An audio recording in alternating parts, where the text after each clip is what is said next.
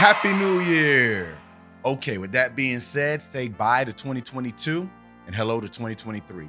I'm Nick Davenport, aka Mr. Mental Muscle, your favorite applied psychologist, and here we're going to talk about how not to achieve your New Year's resolution. Yeah, you heard me right, how not to. Typically, people give you these how-to guides on how to do something, especially when it comes to New Year's resolution. But the reason I want to say how not to is because typically with New Year's resolution, they set all types of goals such as trying to lose weight, read a book every day, find a new job, whatever it is. But typically within a month or so, they fall flat and they do not achieve their goal. It's not because they didn't want it, but there's different things that may stop them. So knowing not what to do will probably give you a better chance because you can look for the things that may throw you off your path. So let's go over the 5 different ways on how not to achieve your New Year's resolution. Number 1, don't have process goals. Now, goal setting is a very broad and vague topic, and typically when we talk about it, it's usually talking about something called an outcome goal. An outcome goal is basically what do you want to accomplish at the end. We're very good at setting these because we know we want to lose that 20 pounds. We know we want to read that book a day. We know we want to get better at dealing with our anxiety. Whatever it may be, we're fully aware of what the end should look like. But the in-between part, the process, is typically where most people fall off. So when it comes to goal setting, you need to look at process goals, because what a process goal is, it's the act or activities that lead up to the next steps to finally get you to that outcome. For example, if you went to a bank and you just stood there, you just waited, looked around, hours went by, you looked at your watch, and you eventually checked your account and you said, why haven't I gained any money? The actual act of going to the bank doesn't get you money. It's the act of working or starting a business or having some kind of side hustle to accumulate that money you deposit into the bank. It's the same way with goals. We can't just say, hey, I want to lose 20 pounds. No, you have to make it your process to get up at a timely manner, get to the gym, make it a process to pick the right foods to eat, the right amount of sleep to get. You have to actually take these actions day by day individually because these small wins shape the performance. Performance is how you're able to execute. The performance gives you the outcome. So you have to have the process, which is how to go about it. Performance is how you execute, and the outcome is what you get. So if you don't do the processes, forget about getting that goal, and that's how you're gonna fall flat on your face trying to get this New Year's resolution. 2, you only use extrinsic motivation. Now, what does that mean? Extrinsic, that means external. That means anything that's outside of yourself. That could be monetary gain, that could be doing it for your friends, doing it for your kids, your family. And there's nothing wrong with extrinsic goals. They're needed because it helps you get that support, that accountability, because now you know someone else is someone that may be dependent on you or using them as an anchor to hold you down. But the problem is if you only have extrinsic goals, the outside effect of getting that new look or getting that monetary gain, you'll easily give up. Think about someone who's had everything handed to them in life. They call them like trust fund babies, right?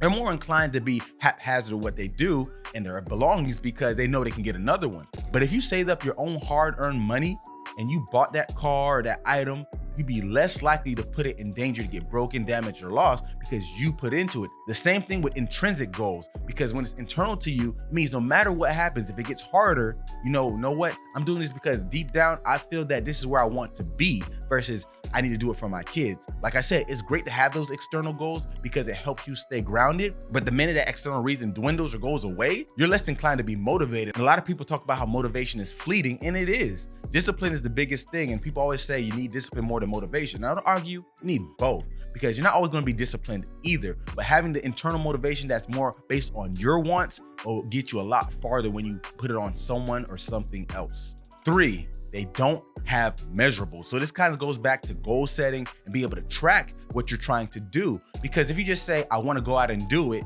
but you have no specific way to start from, how do you know you're getting better each time? I'm using the fitness example because it's probably the most common New Year's resolution, but it's very good to give an example of how to measure things. So for most part, people start this journey. Do they weigh themselves first? Do they get their measurements? Do they see what they can lift, how far they can run? All these are important because if you go a month or 2 down the road, how do you know if you've gotten better? You can assume I feel better, I might look a little better, my clothes fit better. Those are great metrics, but you need to have something tangible written down to know that day 1, I was 190 pounds. Day 35, I was 186 pounds. Day 75, I was 140 pounds. Whatever it is, they're able to track that progress. So being able to measure, because if you can't measure it, you can't track it. You can't track it, how can you truly achieve it? Also, it helps motivate you because it goes back to motivation. If you see that you've lost X amount of weight or if you've gotten to the goal you wanted within a time frame, to the bigger goal, you're probably gonna say, wow, I'm on a good path. And then you'll kick it up a notch and try to get even more. Or on the contrary, you might say, wow, I'm really slacking, I'm behind. Now, depending on what type of person you are, how you deal with anxiety and pressure, you might adapt negatively to being behind and vice versa.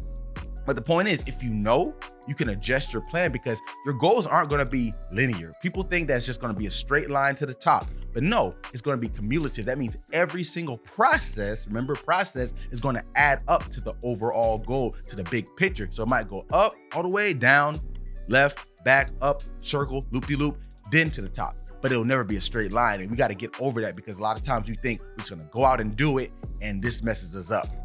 4, trying to do too much. Now this one, I see this all the time, whether it be fitness, health, mental, work. People try to take on too many tasks. And it's okay to be overzealous to an extent because that means you really want to do it and you really care. But the problem is if you try to do too much, which way do you really go? How do you really achieve the goal if you have your hands in a bunch of different pots? Let's use this analogy. Imagine if you want to drive to Texas, but you also need to be in New York, but you want to work on building your house, but you want to paint a picture, and you also want to work out 5 times a week. All those goals are, I would say, achievable. But with all that's going on, something's going to have to take the back seat. Now, it may sound insane saying that in that context, but use it with your goals.